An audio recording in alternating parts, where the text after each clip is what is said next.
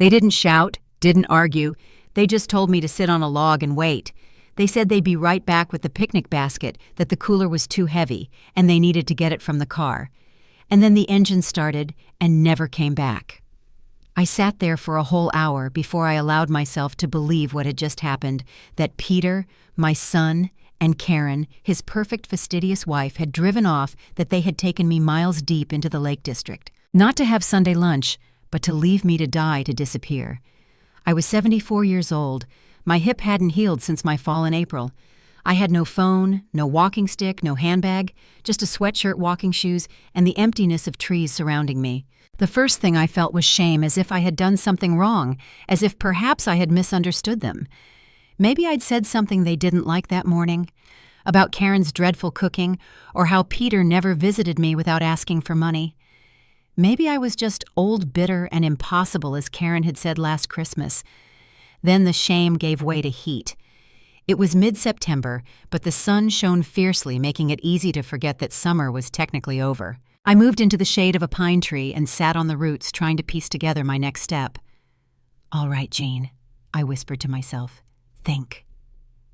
But my mind wasn't good at being sharp anymore. I used to be a notary. I had worked for 35 years in the same dusty office on Mill Lane in a market town. Back then, my mind was quick. I could spot a forged signature in seconds, but now I sometimes forgot words, names, directions. I hadn't driven a car in over a year, but I hadn't forgotten the betrayal. Peter's car had left around 11:30, and it was already past 13:00. They weren't coming back, and if they'd deliberately taken my phone from my handbag, which I knew they had, then they weren't going to be found either. Then the second thought hit me: greed. 2 months ago, Peter had started asking about my policy, innocently, of course. "Hey, Mom, have you looked at those things recently? Just in case anything happens." He'd asked for the documents, said he wanted to be prepared. I hadn't thought much of it then. I'd even laughed. I told him it was under the old freezer in the garage. And just last week, Karen had asked if I'd changed the beneficiary after Arthur's death. I thought she had good intentions. I thought it was her strange way of showing concern. But now, sitting in the mud, my bones began to ache in the way they do when something terrible is happening. I understood. They thought it would be quick, that the bears, the cold, or a misstep would kill me, that they would tell the police I'd wandered off, that I was old, that people disappeared all the time, that it wouldn't matter, because really, who cared about one old woman I hadn't cried yet? No, I wasn't even afraid. I was furious, and that fury lifted me. Pain shot through my right leg as soon as I tried to stand, sharp and electric, like fire searing through my thigh. I bit my lip and waited for the wave to subside. Then I tried again, slower this time, using a tree trunk for support. My hand dug into the bark. I hoisted myself up inch by inch. It took me 20 minutes to find a rhythm to the going, but I did it. 1 foot, pause. Next, my breath hitched, teeth clenched. The forest didn't make it easy. There were roots like ropes, fallen branches, uneven inclines. I fell twice before I reached a clearing. My hands were scraped. My knee bled through my jeans, but each time I got up, I told myself to follow the sun west, always west. There had to be a road that way. Around 1600, I found a small stream. I drank from it like an animal, cupped the water in my hands and let it run down my front. I sat there for a bit, not long, just enough to catch my breath. Then I started again. I walked until night fell. The cold settled quickly. I'd forgotten how cruel the air became when the sun disappeared. I found a hollow beneath a low-hanging pine. I gathered fallen leaves around me and lay down stiff as a board. I didn't sleep. My mind burned too loud to rest. It repeated the same thing over and over. They left you to die. Your son left you to die. I waited for the animals to come, for the fear to take hold, for the urge to give up. But none of it came. Only this: if I live, they lose. If I win what's mine, I'll take it all back. I didn't sleep all night. My breath was visible in the darkness. The forest rustled and creaked. And when the first light came, thin, gray, sacred, I got up and walked again. By morning, my body had stiffened into one solid ache. It wasn't just pain anymore, it was a weight. Each breath felt like dragging gravel through my chest, but I was alive, and being alive meant moving. The forest around me had shifted colors overnight. The morning mist clung to the undergrowth pale and cold, and the air smelled of pine and iron. Somewhere far off, a woodpecker drummed a hollow tree. I took it as a sign. Something here still had rhythm, even if I didn't. My shoes were soaked from the stream. My left sock had ripped. The edge chafed my heel raw.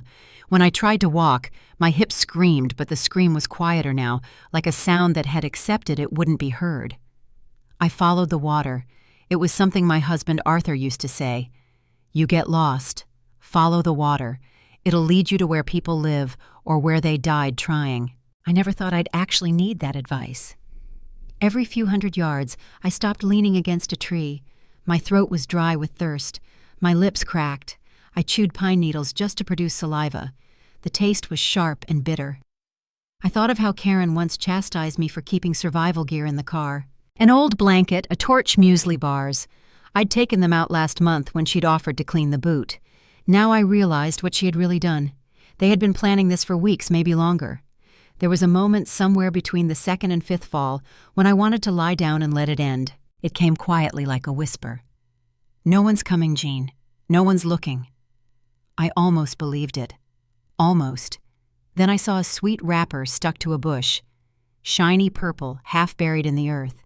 A silly thing, but human. I picked it up and put it in my pocket like proof that the world still existed beyond these trees. The sun climbed higher, midday. The world spun around me. I moved slower. The sound of rushing water grew stronger. Perhaps a wider stream, perhaps a river. I crawled the last few yards down the slope and saw it. A narrow brook cutting through the woods, shallow but fast-flowing. I fell to my knees and drank again. It tasted of life and earth all at once. Then I lay on my side cheek, pressed to the moss, and laughed. A dry, broken laugh that startled a bird from a nearby branch. For a few minutes, I allowed myself to imagine a helicopter, a rescue team. The news headline, Elderly Woman Found Alive After 3 Days in the Wild. But even in my fantasy, no one came for me. Peter wasn't looking. Karen wasn't crying. They were probably already calling the insurance office, feigning distress. I sat up, my fingers trembling. Not yet, I whispered. You won't win yet. Then I remembered the road. Before we had turned onto the forest track, we had driven past a petrol station with a faded green sign. A Road 9999. I'd only seen it for a second, but it was to the west of the rising sun. If I could keep walking west, I'd hit it again. It sounded ridiculous, but ridiculous plans were all I had left. The next hours were a blur of movement and falls. The forest floor turned to rocks and roots. Once I slipped and hit my shoulder so hard that my vision blurred. I thought I heard someone call my name. I answered, but it was just the wind through the branches, cruel and gentle. Towards evening I stumbled and fell into a small clearing. Something was there, a hut, or what was left of one. The roof caved in, the door hung askew, but it had 4 walls and shelter from the wind. I crawled inside like an animal. The air smelled of rot and old smoke. In a corner stood a metal bed, rusty but still solid. I sat on it, my legs trembling. On the floor lay a tin can, a broken lighter, and a torn magazine from 2004. I couldn't light a fire. My hands wouldn't obey, but I found a blanket, stiff and dirty, and wrapped myself in it anyway. That night, I allowed myself to cry. Not because I was scared, but because I was furious. Furious that my whole life I had made things easy for them. I'd signed checks, paid mortgages, forgiven every minor disrespect as stress. Furious that I'd been too polite to notice when love had turned into convenience. Somewhere in the darkness, something howled. I froze, holding my breath. The sound faded. Perhaps just a fox or the forest laughing. You should have made sure I was dead, Peter, I whispered into the silence. Then I closed my eyes and rested my head on the cold metal frame. The last thing I remembered before drifting off was the shape of the trees through the hole in the roof, dark against the bruised sky. I made myself a promise. Tomorrow I'd find a way. Tomorrow I'd crawl if I had to. Tomorrow I'd start taking everything back. When I woke, it was to the sound of my own teeth chattering from the cold. The blanket was damp with dew. Dawn light filtered through the cracked planks like thin fingers. I was still in the same ruined hut, but my body felt 10 years older. My tongue was swollen with thirst. My right leg had turned the color of clay. For a moment I thought I had died in the night. Then I tried to move, and the pain reminded me that I hadn't. Every joint screamed. My hands were scraped and blistered. My palms looked like the bark of the trees I'd clung to. But my mind was sharper now. Hunger does that. It strips you down, leaves only what's essential. I sat up slowly, counted my breaths. 1, 2, 3. The world didn't spin this time. That was progress. I needed food. Water I could find again, but without food I'd fade before I reached any road. I searched the small shelter. Nothing. Only the tin can, half full of rainwater. I drank it all. My reflection rippled in it. An old woman's face streaked with dirt eyes, sunken but alive. Arthur's voice came back to me then clear, as if he stood right behind me. "You were always stubborn, Jean. Too stubborn to die easily." He'd say that when I worked with a fever or patched the barn roof myself because Peter wasn't good with ladders. I smiled. Even now he was right. I used one of the bed legs as a walking stick and left the hut. The air outside was sharp, almost metallic. The forest smelled different in the morning, wet and raw. Steam rose from the earth where the sun touched it. Again, I followed the light. West, always west. By mid-morning, I found a cluster of blackberry bushes wild and tangled. Half the berries were shriveled, but some were still good. I ate with trembling hands, thorns tearing at my fingers. The sweetness almost broke me. Tears came then, but quiet tears of life. "Not today," I whispered. "Do you hear me, Karen?" "Not today." The path ahead dropped into a narrow gully. Rocks, mud, roots, a natural trap. I almost turned back, but the slope pointed in the same direction I needed to go. So I started down, bracing myself with my stick. Halfway down, the earth gave way beneath me. I fell hard, tumbling. Mud filled my mouth, my shoulders screamed. When I stopped for a moment, I couldn't move. The sky spun. A trickle of blood ran down my neck. It took me 5 minutes to get back to my knees. The stick was gone. My right wrist felt wrong. Maybe sprained, maybe worse. But the air was different here, less dense. I heard something faint, like a hum, low and steady. I held my breath. Engines. I froze, listening. Not close again, but not far either. I started crawling towards the sound. It wasn't heroic, it was pathetic, slow, desperate, but it was movement. Inch by inch across the damp earth and fallen leaves. My body had ceased to be mine hours ago. It was just a tool now. I used it. After what felt like hours, I saw it. A glint of gray through the trees. Metal. I dragged myself closer. A road narrow, cracked, but real. I laughed then, a dry, broken sound that startled a crow from the guardrail. I'd made it, but the road was empty. No cars, no people, just silence and the faint hum of insects.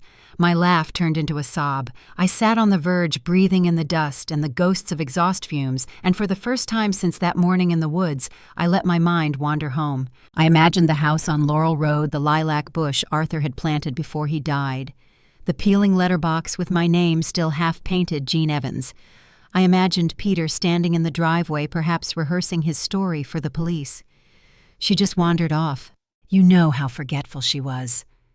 And Karen with her perfect hair crying on cue. She was good at that, always had been. I pressed my hand to the asphalt, rough and warm. "You'll see me again," I said aloud. "You'll see me walk onto that porch." A shadow moved. For a moment I thought it was my imagination. Then I heard it, the low growl of an engine. Around the bend came a lorry, headlights off. Slowly, I waved my hands weakly. The driver braked sharply, kicking up dust. A man in his 40s got out wearing a red cap, and with a look on his face people reserve for ghosts. "Good heavens, ma'am," he said. "Are you all right?" I tried to speak, but the words tangled. Only a faint whisper emerged. "Please, I need to get to town."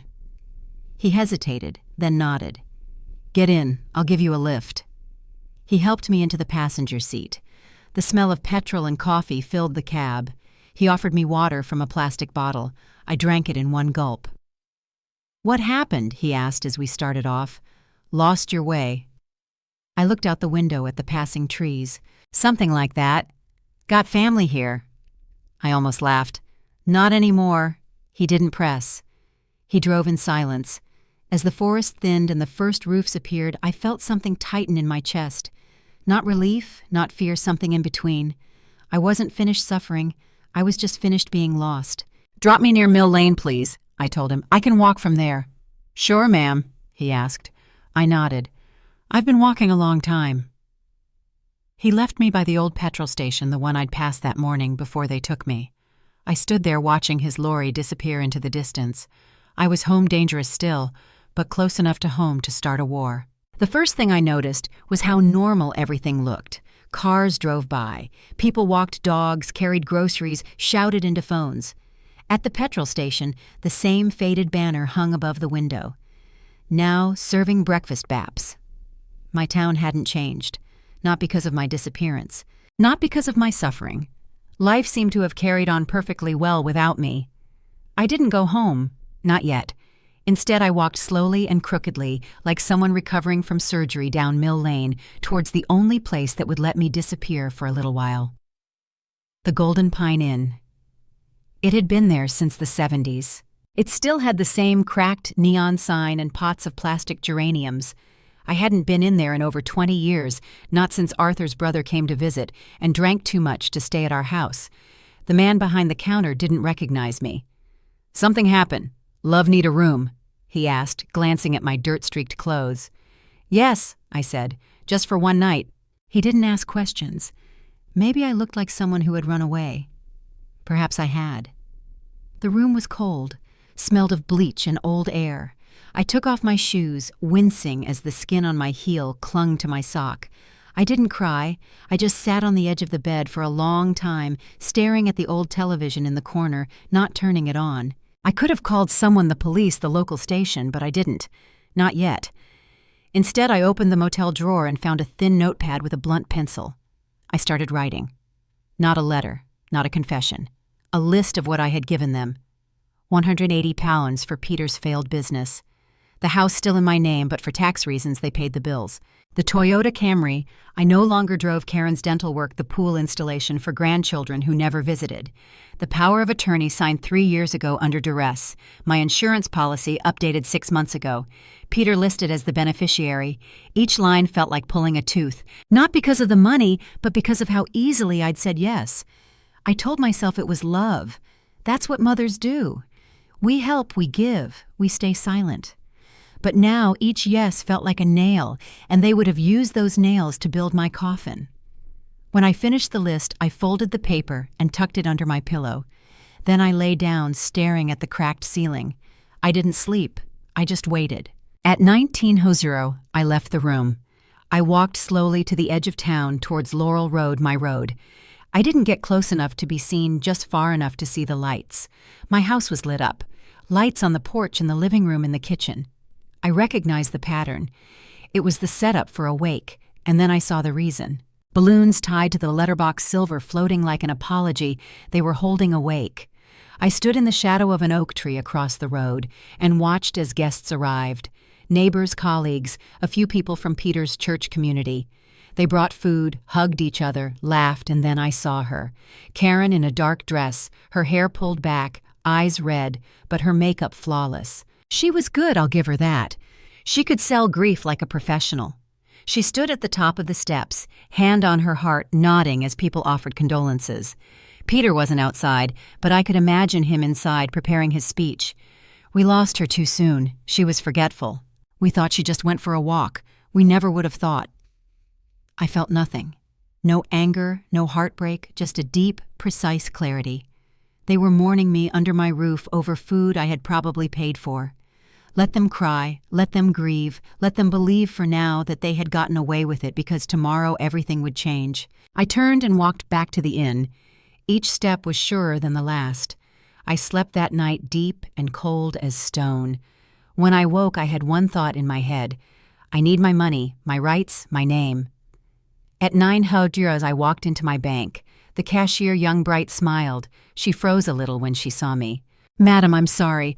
Would I like to speak to Mr. Evans, my account manager?" I said. A pause. Then, of course, they called him from the back.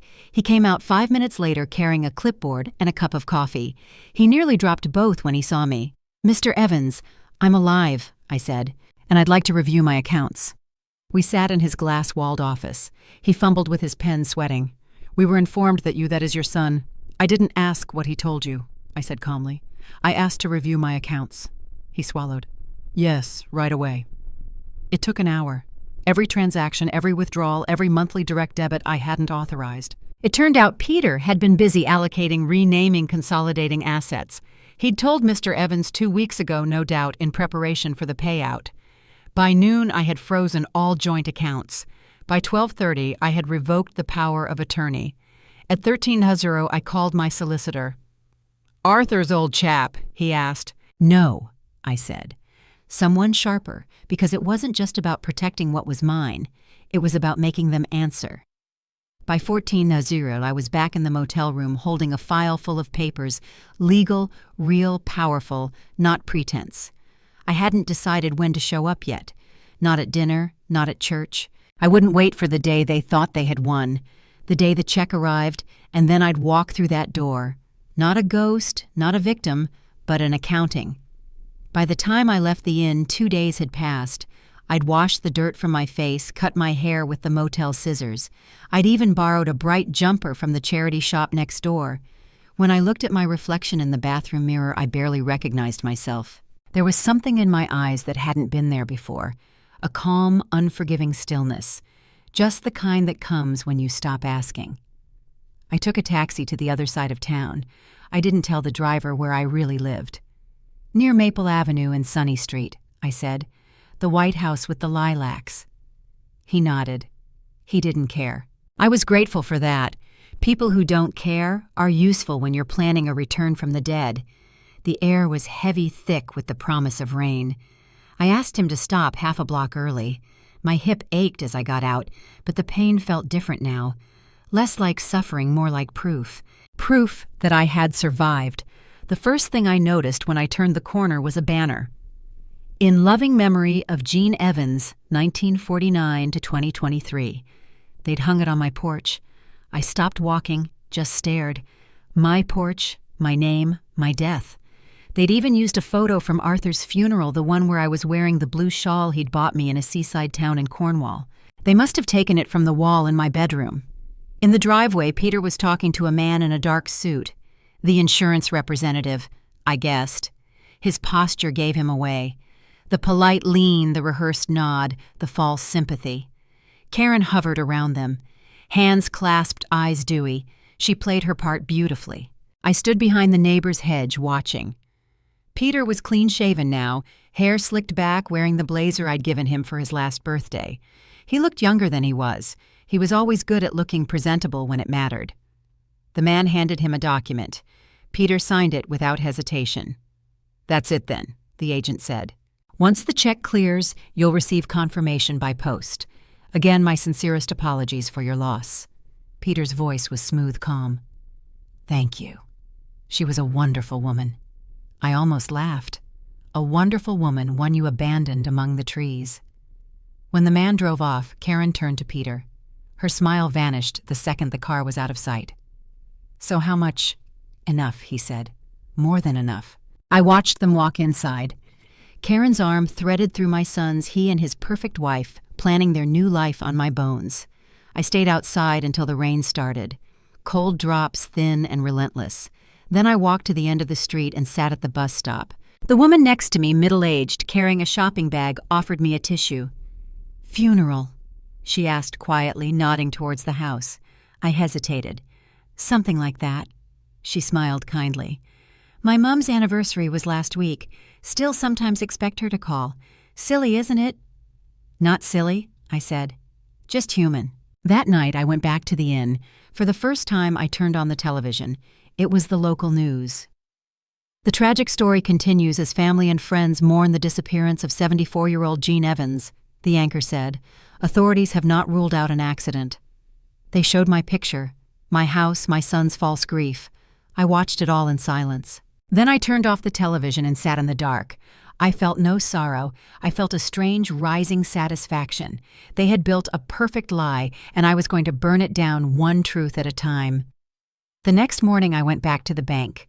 Mr. Evans had done his job well. The accounts were frozen. The life insurance policy was under investigation. The legal path had begun. Then I called my solicitor, Ms. Davies, sharp as glass in her 40s with eyes like a hawk.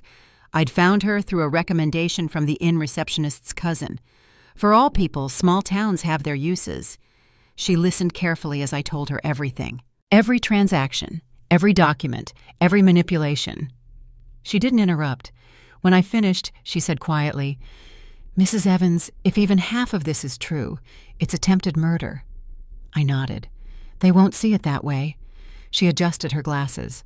"Perhaps not, but the police will, especially when they find out who filed the claim." "I don't want them in prison," I said. "Not yet. First, I want everything back." Ms. Davies smiled faintly. "So we'll start with the house." That afternoon, we drove there together. She insisted I wait in the car while she spoke to them. The rain had turned to a drizzle. Through the window, I watched her walk onto the porch. She knocked. Karen opened the door, confused at first, then wary. Peter appeared behind her. They spoke briefly, tensely. Ms. Davies handed them an envelope, a legal notice. I couldn't hear what was being said, but Karen's face changed color 3 times. Peter's jaw tightened. He glanced once at the street. His eyes swept over in the parked car without recognition.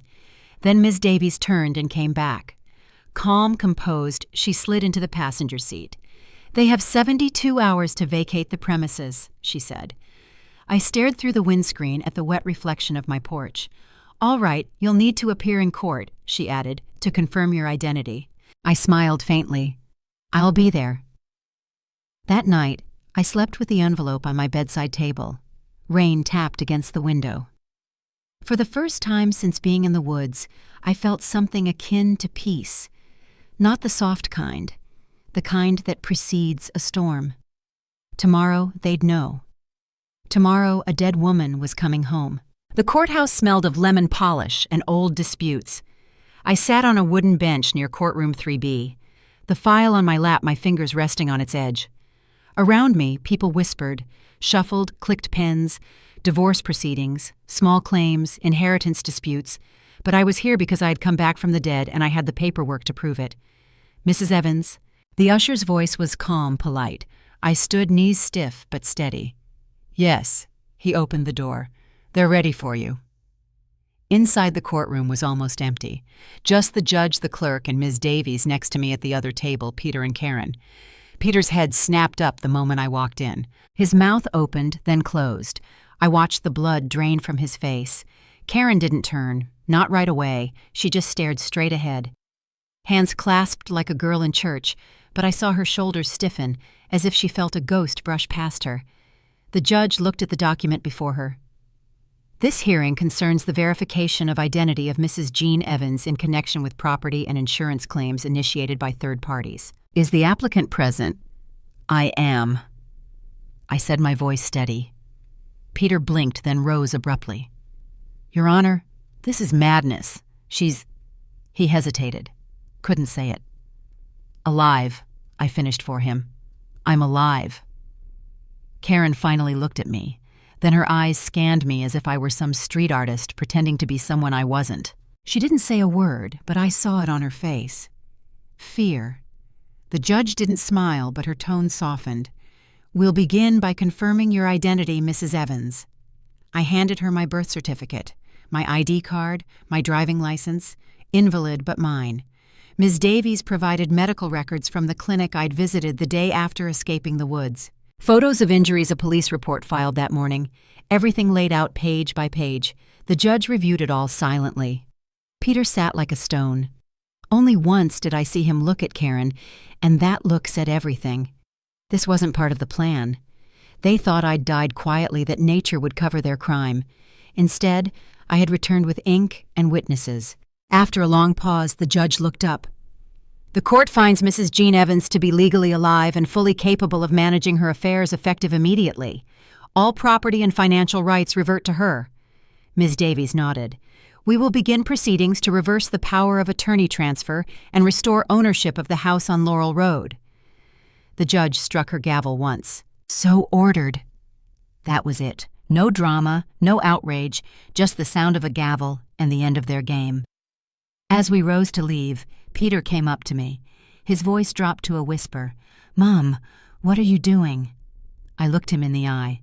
"I'm coming home." Karen grabbed his arm, pulling him away. "No!" she hissed, but I wasn't finished. I turned to the judge. "Your Honor, may I request police assistance when I return to the property?" The judge nodded. Granted. That afternoon from a distance, I watched a police officer knock on my door. Peter opened it, said something. The officer handed him the same notice Ms. Davies had already given them. Karen stood in the hallway, arms crossed, not moving, not speaking. They now had 48 hours. I didn't go back to the inn. I checked into a small guest house near the library. I walked that block by myself, sat on a bench outside an old bakery and watched people pass. No one recognized me. Or perhaps they did, but weren't sure if they were seeing a ghost.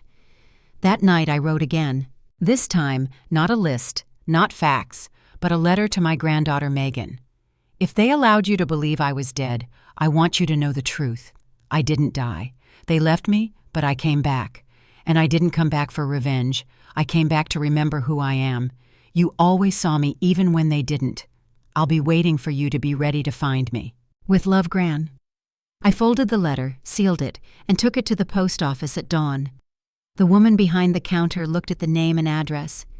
Your family, she asked. I smiled. Not yet, but maybe someday again. Then I turned towards Laurel Road. My road, my porch, my name still on the letterbox. Tomorrow they wouldn't be there, and I would walk back into my home, not as a guest, not as a mother begging for space, but as the woman who built it herself, alive and free. I hadn't wanted to go to the police. Not because I was afraid they wouldn't believe me, though. I knew that was a risk. I didn't want to because it made it real. Because when you name something, it becomes something you have to carry forever. But what they had done had a name, and I was done pretending otherwise. That morning, the sun rose bright. No rain, no mist, just light, honest, and sharp. I put on a navy blouse I'd bought at the charity shop and buttoned it all the way up. There was a small tear under the left arm. I didn't mend it. Let them see the damage. Let them know that not everything was polished and neat. The police station hadn't changed. Still the same worn vinyl chairs, the same flag in the corner, the same reception desk with a scrawled sign. Be kind. We're here to help. I walked up. The woman behind the desk looked up from her computer. Good morning. Can I help you? Yes, I said. I'd like to report a crime. Her expression didn't change. All right. What crime? Attempted murder, I said. Now she looked at me. I beg your pardon. My name is Jean Evans, 74 years old, resident of Laurel Road. I handed her my ID and the folded document from Ms. Davies, a notarized statement with dates, medical notes, and a timeline. I was left for dead in the Lake District 5 days ago by my son and his wife. She blinked slowly. 1 moment, please. 10 minutes later, I was sitting in a small room with no windows, the kind where you start to sweat even when it's cold. A younger officer came in, Inspector Novak. Around 30, neat haircut, a face that looked more comfortable behind a laptop than in a forest, but his eyes were calm. Mrs. Evans, I apologize. We were told you were deceased. Yes, I said. Me too. He hesitated. May I record this conversation? I nodded. A red light began to blink. He folded his hands. Please tell me everything from the beginning. So I told him. From the morning they said we were going for a short hike to the moment they drove away to the 2 nights in the woods. The blisters, the berries, the rusty hut, the walk to the road, the lorry driver who gave me a lift, the inn, the bank, the solicitor, the insurance papers already in motion. I didn't cry, didn't flinch. Novak didn't interrupt except to ask about dates and names. He wrote everything down. When I finished, I pushed up my sleeve and showed him the still fading bruises on my arms, the scrapes on my palms, the torn skin on my ankle. I've already seen a doctor, I said. It's all documented. He was silent for a long time. Do you have any idea why they might do this? I looked at him. You're a clever man, Inspector. You know why. Money. Nearly £1 million from the life insurance, I said, plus the house, the accounts, and everything else they thought they could keep. He sighed slowly. You understand this will be delicate. This is your family. Was, I corrected. Not anymore. He nodded. Do you wish to press charges? I want it properly investigated. I'm not looking for revenge. I'm looking for the truth. He closed the file. You'll hear from us within 48 hours. If what you say checks out and it appears it will, we'll proceed. I stood. My knees creaked, but I didn't care. Inspector, yes, I know how it looks. Old woman, family trouble, bad decisions, a bit of money easy to dismiss. He didn't argue, but I crawled out of that forest to look people in the eye. I am not just a mother or a victim. I am a witness, and I intend to be heard. His face didn't change, but something in his posture did. Very good, madam. Outside, the light hit my eyes. I took my sunglasses from my pocket, the cheap ones from a revolving rack. I put them on like armor. I didn't go home. Not yet.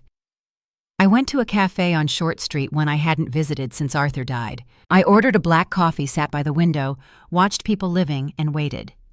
2 hours later, my phone vibrated. An unknown number.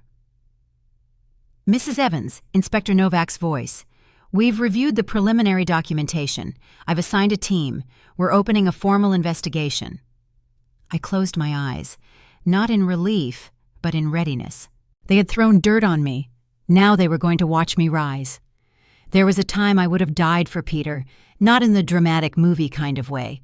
I mean the quiet, everyday kind, the kind where you work 2 jobs so your child can go on a school trip where you eat toast for dinner, so there's enough left for football club fees, where you lie for them when the neighbors ask why the front window is broken again. I died for him a little piece by piece, but back then I thought that's what mothers were supposed to do. Arthur and I had him late. I was 36. Arthur 41. Everyone said we were brave having a child so close to middle age. I didn't feel brave, I just felt lucky. Peter was a gentle child, always warm, always reaching. He slept curled up by my side as if he never needed anyone else. When he was 4, he told me I made the best pancakes in the world. When he was 8, he said he'd buy me a house with a gold roof one day. When he was 12, he cried when I left for a weekend training course. When he was 16, he stopped talking to me unless he wanted something. I told myself it was normal. Teenagers pull away, then they come back, but Peter never did. No, he got into part-time college, then dropped out after a term. He got a job at an insurance firm. He moved out when he was 23. Not far, only 20 minutes down the road, but it might as well have been another planet. He stopped calling, stopped visiting, unless he needed something. Usually money. The first time he asked for a loan. It was small, only $800. Mom, my paycheck's late. Then it was $2,000, then $8,000, then $4,000. I always gave. I had savings. I had Arthur's pension, and I had the memory of a little boy who once made me a card that said, "You're my best friend, Mummy, forever." I kept that card. I still have it. Folded in half, tucked into my Bible like a pressed flower from another season. Then Karen came. She arrived like a gust of perfume and strong opinions. She smiled too wide and hugged too short. She said things like, "Oh, isn't that sweet?" When I showed her the quilts I'd made, she said I should downsize the house because the stairs weren't safe at my age. Peter changed around her, or perhaps he just became more himself. She handled everything, his emails, his bills, even sometimes his phone. "We're just trying to streamline things," she'd said once. "You know how disorganized he is." But I knew better. They were taking over my house inch by inch. First, they just stayed for the weekend when their flat was being fumigated, then for a month because the kitchen needed repairs. Then suddenly I was living in the guest room and they were managing the property. She changed the furniture, painted the walls, threw out my teapot, said it was cracked, said it was dangerous. They never asked, and I never stopped them. I told myself I was keeping the peace, that Peter was under pressure, that Karen had good intentions even if she complained. But somewhere deep down I felt it. The slow erasure. It started with space, then routine, then decisions, then names. He stopped calling me Mum. He started calling me Jean when we were with her friends. He said it was more modern. He said, Mrs. Evans sounded too formal, but Mum made people think I was older than I looked. I smiled, brushed it off, told myself it didn't matter, but it did, because the day someone erases your name is the day they start to forget you're a person. When they asked me to sign over financial power of attorney, just in case something happened, I hesitated for the first time, but they brought the papers, they brought the coffee, they brought the charm, and I told myself again that it was fine. I had nothing to hide. That was the last time I saw anything resembling warmth in Peter's eyes. After that, every interaction had an edge. You remembered to pay the council tax. You refilled your prescriptions. Still writing checks for the church. That's not wise, Mom. He called me Mum when he was annoyed. Only then. Then came the insurance policy. Let's just update it, Karen said sweetly. It's so out of date. You still have Arthur listed as the primary. I looked at her. Arthur's dead. She smiled as if I were slow. Exactly. So we'll list Peter. For safety, you know. That was the moment, the one I didn't even admit to myself. I saw it in her eyes. Not unkindness, not concern, intention. And still I signed because some part of me still wanted to believe I mattered. Still hoped he remembered those pancakes, that promise of a gold roof, that crayon card in my Bible, but promises fade and sons forget. That's what I thought when I woke in the forest. Parched throat, dry leg, twisted beneath me. That's what I thought crawling towards the light, and this I knew now. With my body back, my name restored, my porch reclaimed. They hadn't tried to kill me because they hated me.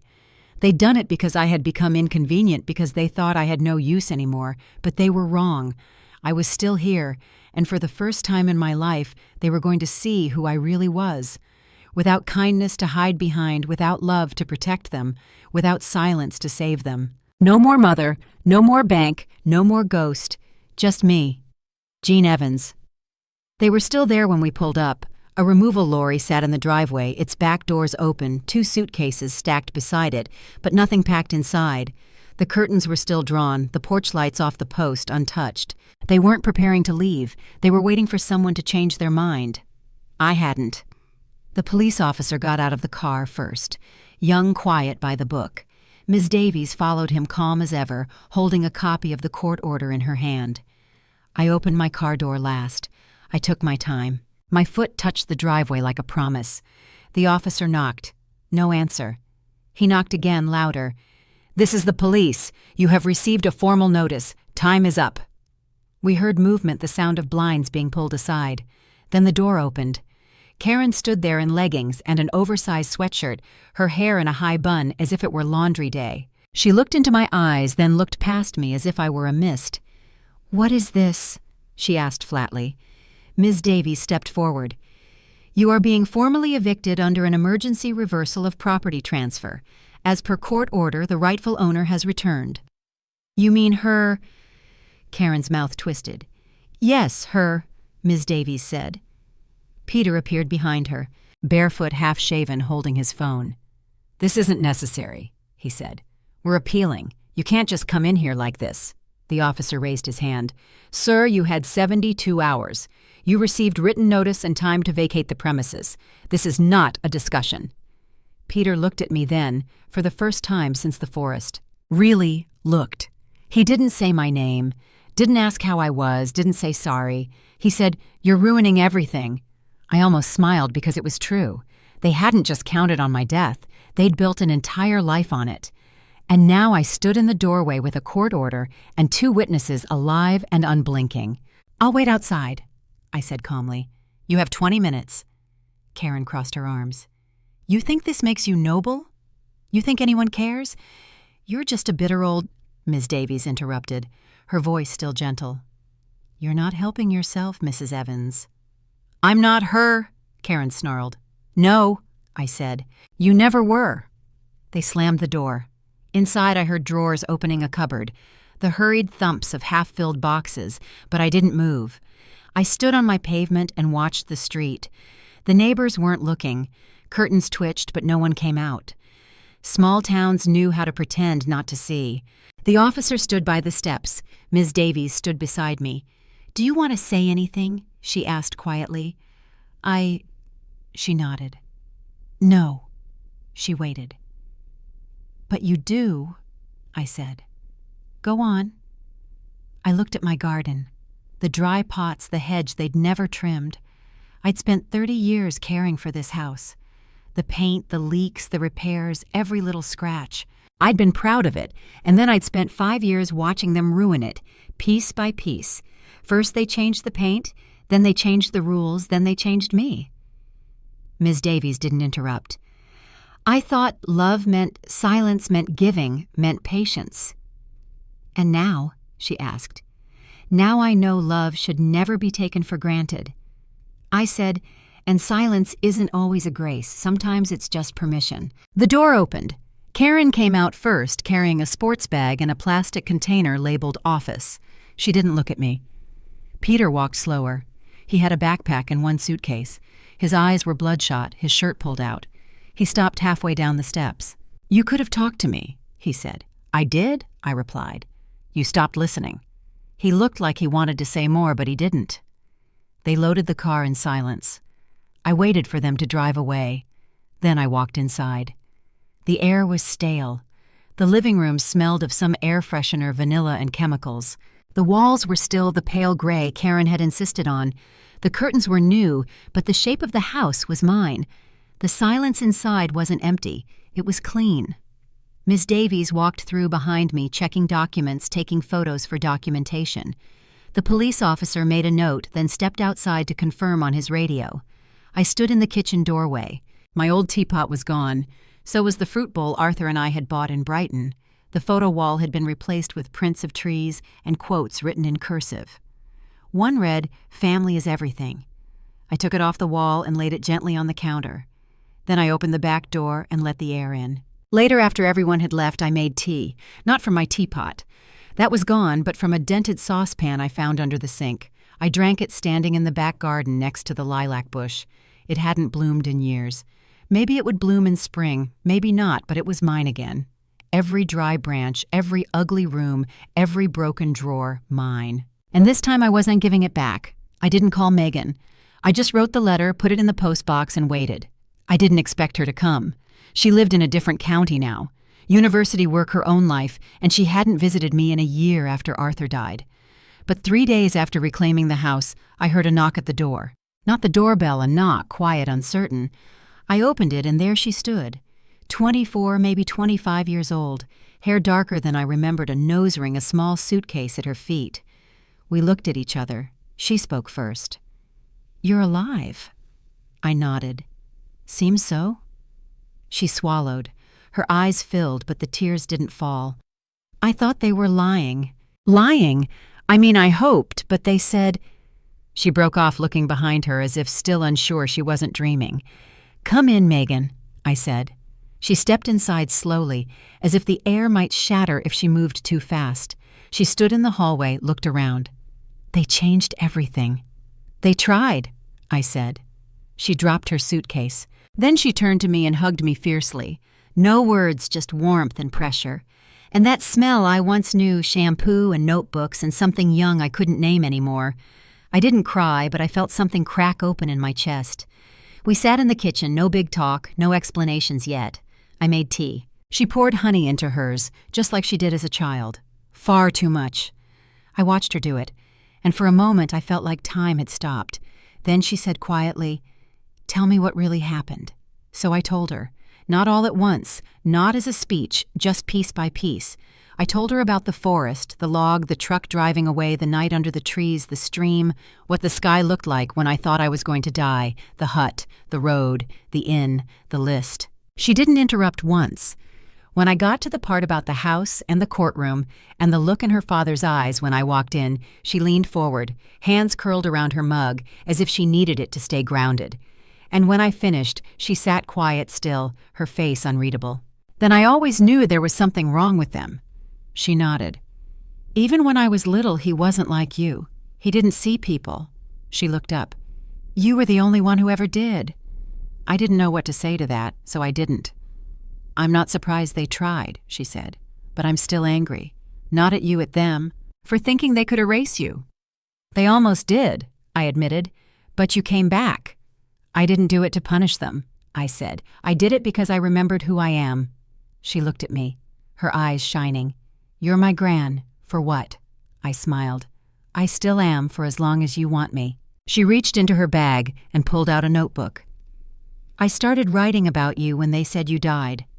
I didn't believe them, but I needed a place to put it." She opened to the first page, read aloud. "She was the only woman I knew who made silence feel safe.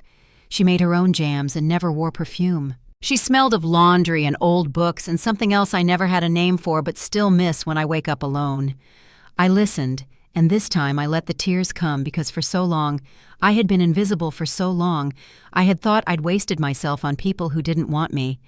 But this girl, this woman remembered, and perhaps that was enough.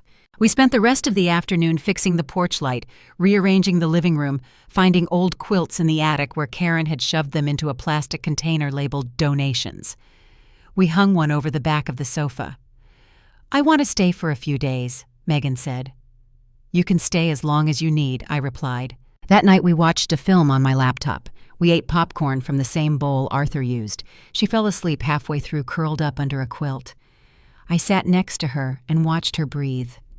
Not everything broken can be fixed, but some things come back. Not because you chase them, but because you survive long enough for them to find you. I got the call Wednesday morning. Megan was still asleep upstairs. The floorboards creaked, as always familiarly honest. I was drinking tea by the kitchen window when the phone rang. An unknown number local dial code. I knew before I answered. "Mrs. Evans," Inspector Novak said. "We need you in today at 11 Sari." He didn't ask. He stated, which meant the case had moved forward. "Am I being charged?" I asked. "No, madam, but we need your official statement for the case, and there are questions." He said that part carefully. "Questions. I'll be there," I said. I didn't wake Megan. I left her a note on the kitchen table. "Back by midday. Make coffee the way I showed you. Small flame, long brew. There's bread in the fridge. Love you." Then I got dressed. Dark trousers, a white blouse, my wedding ring still on my finger, not out of sentimentality, for clarity. I had built a life. It had weight. Let them see it. The police station smelled, as always, bleach paper and something faintly sour. Inspector Novak met me at the door. "This way," he said. We sat in a small interrogation room. 2 chairs, 1 table, no glass, no drama, but there was a tape recorder. He switched it on. Date Wednesday, time 11:06. Officer present, Inspector Matthew Novak. Person interviewed, Mrs. Jean Evans. Purpose: formal statement regarding alleged attempted murder by family members, Peter Evans and Karen Evans. He looked at me. "Ready?" I nodded. He started slowly. "Please recount that morning, the hike." I told him everything again, this time with more detail, the false cheer in Peter's voice. How Karen checked her watch as we reached the trail the moment they asked me to sit down for a bit, and how the silence after they left was louder than any farewell. Novak scribbled notes, nodded, asked for clarifications. "Then did they ever say anything that would suggest intent, that this was more than abandonment?" I looked him in the eye. "They took my water, my phone, my ID. They left me with nothing but a smile and a lie. That's not an accident. That's a calculation." He didn't argue. "And when I came back," I added, "they had already filed the life insurance claim. That wasn't panic, that was preparation." Novak leaned back. "We have the claim documents signed, filed. 2 days after your disappearance. Not reported as missing for 5 days. I nodded. "Because they thought I wouldn't live that long." A long pause. "Mrs. Evans, do you want them arrested?" This was the question I knew would come, the one Megan had tiptoed around, the one Ms. Davies hadn't dared to ask. I answered without blinking. "I want them held accountable. That means you don't bury your mother alive and walk off with a check. That's not family, that's fraud and attempted murder."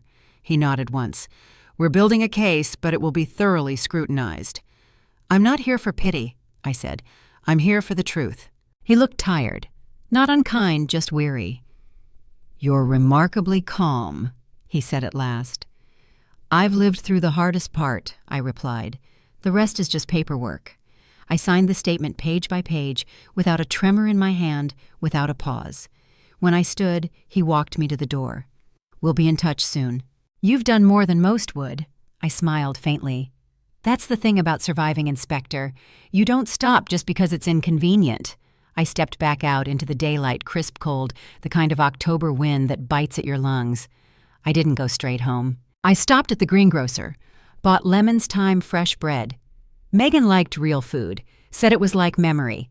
When I got home, she was sitting on the porch reading. She looked up. "Everything all right?"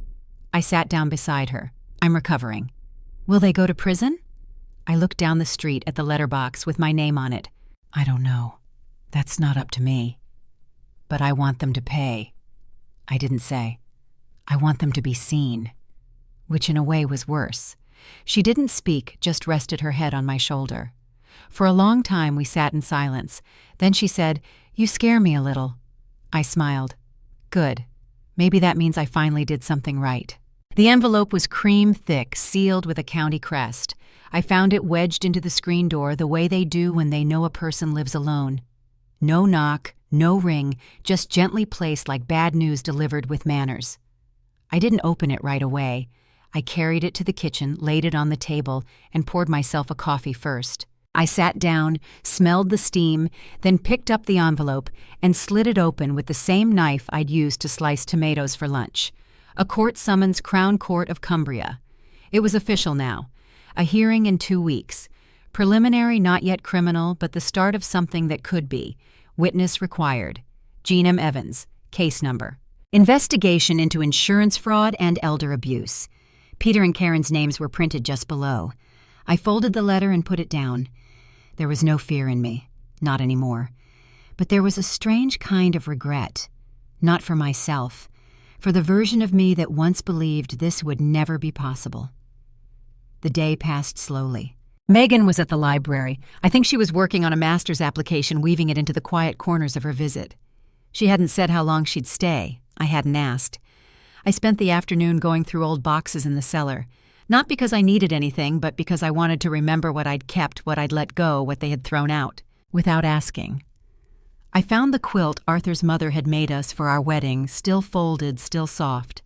I found Peter's baby shoes wrapped in tissue paper, his school reports the birthday card he'd made at 5, where the K of everything was spelled backwards. I'd kept everything, and it hadn't saved me. That night, Megan made dinner pasta garlic bread. We ate at the kitchen table. Afterwards, she asked, "Do you want me there for the hearing?" I nodded. I thought about it, then shook my head. "I need to stand alone." She didn't argue. She just said, "Then I'll be waiting for you to come home." I reached across the table and squeezed her hand. It didn't flinch. 2 days later, Ms. Davies came with more documents, legal jargon court logistics schedules. She was brisk but kind, always with that hint of steel beneath her calm. "They will try to manipulate this," she warned. "Claim it was a mistake, a misunderstanding, emotional distress. They'll say they thought you'd wandered off, that you showed signs of cognitive decline." I smiled faintly. "Let them try. You have medical records, neighbors who saw you hail before you left, bank statements, CCTV footage, in registers, and the teeth marks on my hands," I added. "Oh yes, I have evidence." She looked at me. "Do you want to testify fully, or just give a statement?" "I will testify," I said. She nodded once. "Good." When she left, I stood in the doorway long after she had closed it, watching the street. Somewhere out there they were preparing to rehearse lines, file documents, practice grief. They wouldn't expect me to be composed. They expected the woman they had buried, and that woman was gone. I was the one who came back, and this time I wasn't coming to beg. I was coming to tell the truth.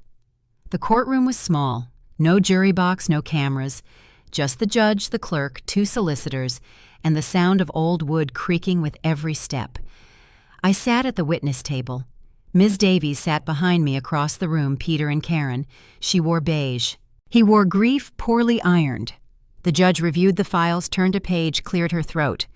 "This hearing concerns the validity of an insurance claim filed on behalf of Gene Evans, the presumed deceased, later found alive. The court will hear testimony to determine if there is sufficient cause to refer the matter to the Crown Prosecutor." She looked at me. "Mrs. Evans, you may begin." I didn't tremble, didn't rehearse. I just told the truth. "I went to the woods with my son and his wife on October 18th. They said it would be a short walk. It wasn't. They brought themselves snacks and water. They told me to rest, then they left. I never saw them look back. I paused long enough for the room to feel it. They left me deliberately. I had no phone, no ID, no food. I waited 12 hours. I crawled for 2 days. I found a hut, I found a road. A man gave me a lift, took me to town. I went to the bank. The insurance had already been filed. They planned my funeral before I'd even found water." Peter didn't look at me. Karen crossed her legs, then uncrossed them. The judge asked if there had been any prior conflicts, any reason they might claim it was a mistake or an error in judgment. I nodded once. Plenty of tension. I wasn't convenient anymore. I'd given them money, power of attorney, the house, my insurance policy. Then I was just a waiting game. Karen's solicitor stood young in a sharp suit voice too smooth. Mrs. Evans, is it possible your memory is affected by trauma, that you might have misunderstood your son's intentions? I looked directly at him. My memory is affected, yes, but not by trauma. By the smell of pine needles and decay, by sleeping on the ground with a bruised spine, by the sound of their voices fading to nothing. Objection! The judge raised her hand. Let her finish! I leaned forward quietly. They didn't forget me. They didn't lose me. They left me, and then they lied. Ms. Davies stood next. Can you confirm the insurance policy was updated 6 months prior? Yes. And who suggested the change? Karen said it was out of date. She smiled when she said it. Megan would tell me later that she watched the transcript on a public portal. She read every word. She smiled when she said it. That was the line she remembered most. The rest was documents, evidence, bank statements, medical forms, photos of my legs ravaged from crawling, statements from the motel receptionist, the lorry driver, the nurse. When we finished, even the clerk wouldn't make eye contact with the defense. The judge looked at her desk, then at Peter. You have the right to respond briefly. Peter stood. His voice trembled. She was confused. She's old, forgets things. We thought she wandered off. We didn't know she was missing right away. The judge raised an eyebrow. You filed a life insurance claim before you filed a missing person report. Peter stammered. It was an oversight. Karen didn't speak at all. Her solicitor tried, but it didn't matter. The damage wasn't in the documents, it was in the room. In the way the silence had begun to lean towards the truth, the judge closed her file. The court finds sufficient cause to refer the matter to the Crown Prosecutor for the initiation of a criminal investigation on the grounds of fraud, elder abuse, and attempted murder. The gavel struck once. That was all. I stood slowly. My knees ached. My hands trembled a little now, but not from fear, from relief. I didn't look at them, not as I walked down, not as I reached the door. Outside, the air was cool, clean. Ms. Davies joined me on the steps. You did what you came to do, she said. I nodded. Now they can lie all they want. The world knows. And what will you do next? I looked at the sky, pale blue and boundless. I'm going to live, I said fully. This time it was a Thursday afternoon when they came. The sun was low dust in the air. That quiet hour when most people are still at work and the post has already come. I had just finished sweeping the porch, something I hadn't done in years but now did almost daily. The rhythm helped. I didn't hear a car. I didn't have to. I felt them. I turned, and there they stood, Peter on the path. Karen just behind him, arms tightly crossed, sunglasses on, as if avoiding the daylight itself. He didn't speak at first, just stared at me as if I were a painting he didn't remember buying.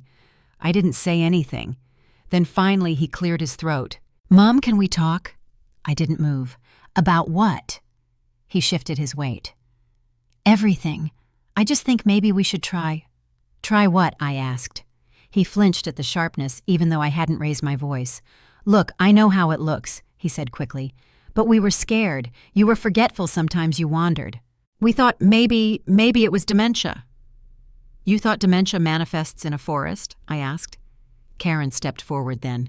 We didn't plan anything, Jean. You're twisting this. You were slowing down. You were falling asleep mid-conversation. You left the stove on once. I remember, I said. You talked about it for weeks. We were worried, she insisted. People make mistakes when they're trying to protect someone. You filed a death benefit claim, I said. She looked away. That was an oversight. No, I said, calmly. An oversight is forgetting a birthday. That was a decision. Peter's voice dropped. I didn't think you'd make it out. That was it. He said it quietly, almost as if he didn't want to speak it aloud. I looked at his hands now shoved into his pockets. They weren't trembling, weren't clenched, just still as if he'd finally run out of stories to tell himself. I'm not here to shout, I said, not to shame you. You've already done that yourselves. So what do you want? Karen asked. Nothing, I said. I want nothing from you. A silence fell. A long, slow silence, the kind that used to fill the house when Arthur was still alive, and trying not to say what he really thought of Karen's cold smile. Peter looked up. I just thought you'd forgive us. Forgiveness, I said, is for people who say I was wrong, not for people who say I had reasons. He looked like a child then. A grown man in a shirt 2 sizes too stiff trying to shrink into himself. I took a step forward. "Do you want to know what I remember most?" I said. "It's not the hunger, not the cold, not even the crawling." I paused. Let the wind pass us. "I remember how quiet it was when you left me, how it didn't surprise me." He blinked. "Mom," I said, "you don't get to say that anymore." Karen turned. "We shouldn't have come." "You're right," I said. They started walking back to the car, but before they reached it, I added, "I hope you both find something better to be than what you were." Karen didn't turn. Peter did just once. "I loved you," he said. I nodded. "I know." When they drove away, the tires didn't even screech loud enough to be dramatic. For a long time afterwards, I stood there. Not good, not empty, just finished. Later that evening, Megan found me on the porch. "They came," she asked. "They left," I said. She sat next to me, a hand on mine. "Did it help?" I thought about it. "No, but it didn't hurt." We watched the sky change from pink to gray. The air smelled of dust and old grass. "They'll never understand," Megan said. "They don't have to," I replied. "They just have to stay away." And they did. I never heard from them again. No letters, no calls, no solicitor's tricks, just absence pure and simple. Sometimes that's the best peace you get, and sometimes that's enough. I didn't rebuild my life. Not in the way people talk about it, like it's a house you put back together with better nails and newer wood. I just picked up what was still mine. The quiet, the mornings, the sound of my own breath when I woke without the need to be needed. Megan stayed through the winter. She said, just for a bit, but never set a date to leave. She worked from the library, made dinner most nights, filled the house with the hum only young people bring. Music. I didn't know the words to Laughter Through Closed Doors, footsteps upstairs when I forgot what day it was. We never talked much about Peter and Karen again. They faded into the background like a bad painting you forget to take down. The police case dragged on slow and cold, like most things that touch money and family. Charges were pending. I didn't chase them, didn't check on the status. I had nothing left to prove. One day in early March, I sat on the back porch with Megan and asked her, "What do you think happens to people like them?" She shrugged. "They find someone else to exploit, or eventually people run out." I nodded. "And what about people like me?" She looked at me with soft, knowing eyes. "You keep the doors closed and you open the window." That spring, the lilacs bloomed for the first time in 4 years. I don't believe in signs, but one morning I sat next to them breathing in their scent, like something old I thought I'd lost. Not magic, just survival. Megan planted tomatoes, we painted the kitchen. She found my old recipe cards and made a copy. I bought new curtains, not beige yellow with white embroidery, like sunshine you could fold. And the house. My house began to sound like mine again. Not busy, not loud, just honest. One evening, I stood in the bedroom I'd once been forbidden from. I ran my hand over the dresser. The dust was gone. So were the perfume bottles Karen had left. I opened a drawer and placed 3 things inside. The letter I'd written Megan, the court document restoring my ownership, a picture of Arthur and me on the porch from years ago, his hand on my back, my eyes closed on his shoulder, not for memory, not for legacy, for truth. Because if this house was ever emptied again, I wanted someone to know I had been here, and I hadn't gone quietly. On the first Sunday in May, I went to church for the first time in 2 years. The woman in the pew. Sophie looked at me as if she'd seen a ghost. Perhaps she had. "You look well," she whispered. I smiled. "I am." That day the sermon was about Lazarus. The irony wasn't lost on me. Afterwards, they served weak coffee and 2 sweet biscuits. I took both, not because I missed them, but because I could. That night, Megan and I sat on the porch. "What now?" she asked.